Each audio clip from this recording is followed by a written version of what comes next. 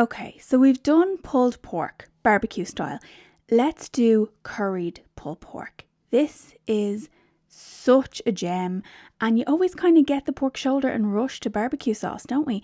Curried pulled pork is not to be slept on.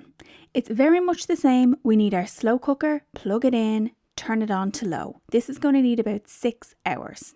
So get some extra virgin olive oil in the bottom of the slow cooker and just roughly chop 2 small red onions. On top of that, I'm going to throw in a couple of knobs of fresh ginger and 3 smashed cloves of garlic.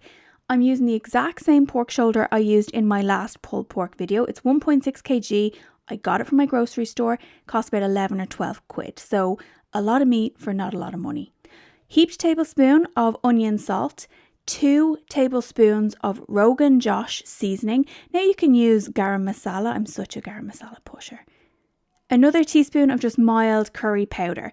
Again, pulled pork is a gem. You can throw whatever you want in there. Throw extra seasonings that you like. If you want to put chilies in, if you want to put other veggies in, knock yourself out. I don't do any stock. I don't do any sauces or pastes. I literally just do this dry seasoning.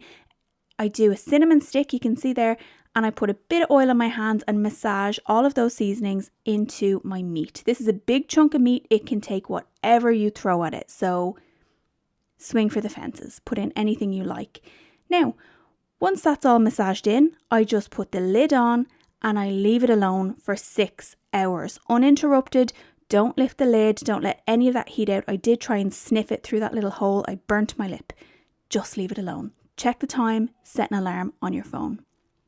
Now, here we are at the 6 hour mark. My house smells like happiness. I can't even describe how beautiful this smelled.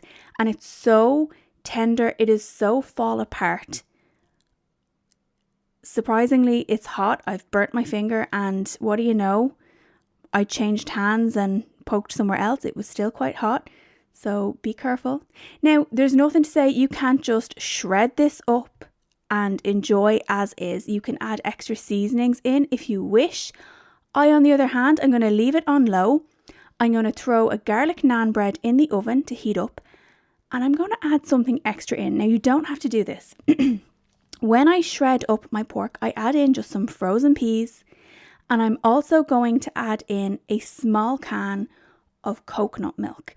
Now, this adds a lot in my opinion. I just leave it with the coconut milk and the frozen peas while my naan bread is heating in the oven. I would recommend it, but I do want to call out one thing. Normally pulled pork will keep in an airtight container in your fridge for about 3 days. It's a lot of meat, it's going to stretch very far. But if you do put the coconut milk into the full batch, it's going to shorten the life. I would only really keep this until the next day. Now, I could be wrong, but it is just something to be aware of. You don't have to put the coconut milk in the full batch. You can go ahead and just put it in, a portion and leave the rest and, freeze that separately. But there it is, naan bread, heated up and chopped.